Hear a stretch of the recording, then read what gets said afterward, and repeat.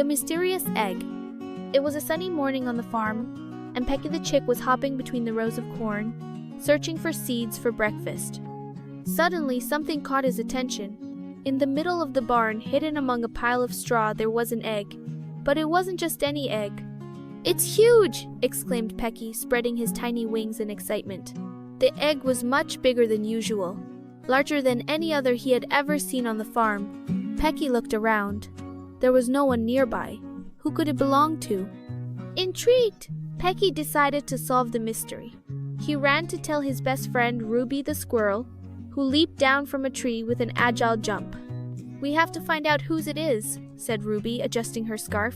First, they went to Mrs. Cow. Mrs. Cow examined the egg curiously and said, "It's not mine. I give milk, not eggs. But you could ask the hens." Pecky and Ruby ran to the chicken coop. There, Mrs. Clotilde, the wisest hen on the farm, greeted them with a gentle cluck. "Is this your egg?" asked Pecky eagerly. Mrs. Clotilde inspected it carefully and shook her head. "No, little one, my eggs are smaller." "But what an interesting mystery." Pecky and Ruby kept asking around the farm. Duck Gus told them that his eggs were more oval-shaped. Goose Martha said hers were a different color. Even Mr. Rooster, who always seemed to know everything, shook his head. "Nobody knows whose it is," said Ruby, scratching her head. "What if it's a magical egg?" Pecky's eyes widened with excitement. Could it be a dragon egg? Or maybe a dinosaur's? "I have an idea!" exclaimed Pecky. "Let's leave it in the chicken coop and see if anyone recognizes it."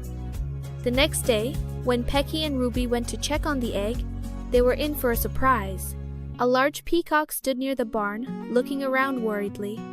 "That's my egg," he said joyfully. "I lost it while building my nest, and the wind must have rolled it here." Pecky and Ruby exchanged smiles. They had solved the mystery. Carefully, they helped the peacock carry the egg back to his nest. "Thank you, little detectives," said the peacock.